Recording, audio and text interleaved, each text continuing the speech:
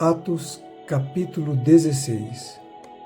Paulo foi primeiro a Derbe e depois a Listra, onde havia um jovem discípulo chamado Timóteo.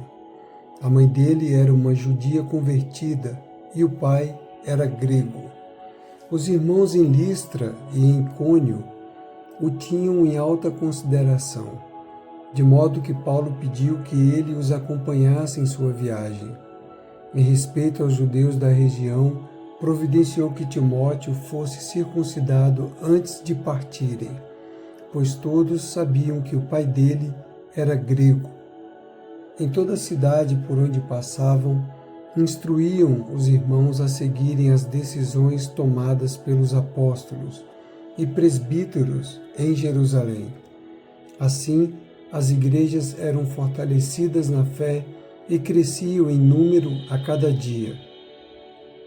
Em seguida, Paulo e Silas viajaram pela região da Frígia e da Galácia, pois o Espírito Santo os impediu de pregar a palavra na província da Ásia. Então, chegando à fronteira da Mísia, tentaram ir para o norte, em direção à Bitínia, mas o Espírito de Jesus não permitiu. Assim, seguiram viagem pela Mísia até o porto de Troade. Naquela noite, Paulo teve uma visão, na qual um homem da Macedônia em pé lhe suplicava: venha para a Macedônia e ajude-nos. Então, decidimos partir de imediato para a Macedônia, concluindo que Deus nos havia chamado para anunciar ali as boas novas.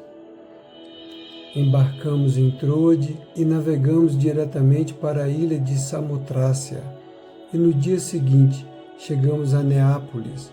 Dali alcançamos Filipos, cidade importante dessa região da Macedônia e colônia romana, e ali permanecemos vários dias. No sábado, saímos da cidade e fomos à margem do rio, onde esperávamos encontrar um lugar de oração. Sentamo-nos e começamos a conversar com algumas mulheres ali reunidas. Uma delas era uma mulher temente a Deus, chamada Lídia, da cidade de Tiatira, comerciante de tecido de púrpura. Enquanto ela nos ouvia, o Senhor lhe abriu o coração, e ela aceitou aquilo que Paulo estava dizendo. Foi batizada junto com sua família e pediu que nos hospedássemos em sua casa. Se concordam, creio que de fato no Senhor venham ficar em minha casa, disse ela, e insistiu até que aceitamos. Certo dia, enquanto íamos ao lugar de oração, veio ao nosso encontro uma escrava, possuída por um espírito pelo qual ela predizia o futuro.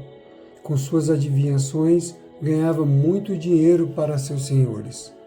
Ela seguia Paulo e a nós, gritando: estes homens são servos de Deus Altíssimo e vieram anunciar como vocês podem ser salvos. Isso continuou por vários dias, até que Paulo, indignado, se voltou e disse ao espírito dentro da jovem: eu ordeno em nome de Jesus Cristo que saia dela. E no mesmo instante, o espírito a deixou. Quando os senhores da escrava viram que suas expectativas de lucro haviam sido frustradas, agarraram Paulo e Silas e os arrastaram à presença das autoridades na praça do mercado. Estes judeus estão tumultuando a cidade, gritaram para os magistrados. Eles ensinam costumes que nós, romanos, não podemos seguir, pois contrariam nossas leis. Logo, uma multidão revoltada se juntou contra Paulo e Silas, e os magistrados ordenaram que os dois fossem despidos e açoitados com varas. Depois de serem severamente açoitados, foram lançados na prisão. O carcereiro recebeu ordens para não os deixar escapar. Por isso os colocou no cárcere interno, prendendo-lhes os pés no tronco. Por volta da meia-noite, Paulo e Silas oravam e cantavam hinos a Deus, e os outros presos ouviam. De repente, houve um forte terremoto, e até os alicerces da prisão foram sacudidos. No mesmo instante, todas as portas se abriram e as correntes de todos os presos se soltaram. Quando o carcereiro acordou, viu as portas da prisão escancaradas. Imaginando que os prisioneiros haviam escapado, puxou a espada para se matar. Paulo, porém, gritou: "Não se mate, estamos todos aqui."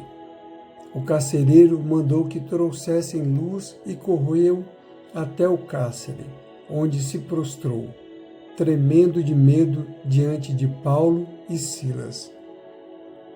Então ele os levou para fora e perguntou: "Senhores, que devo fazer para ser salvo?" Eles responderam: "Creia no Senhor Jesus e você e sua família serão salvos." Então pregaram a palavra do Senhor a ele e a toda a sua família. Mesmo sendo tarde da noite, o carcereiro cuidou deles e lavou suas feridas. Em seguida, ele e todos os seus foram batizados. Depois, levou-os para sua casa e lhes serviu uma refeição. Ele e toda a sua família se alegraram porque creram em Deus. Na manhã seguinte, os magistrados mandaram os guardas ordenarem ao carcereiro: "Solte estes homens." Então o carcereiro mandou dizer a Paulo: "Os magistrados disseram que você e Silas estão livres. Vão em paz." Paulo, no entanto, respondeu: "Eles nos açoitaram publicamente, sem julgamento, e nos colocaram na prisão, e nós somos cidadãos romanos.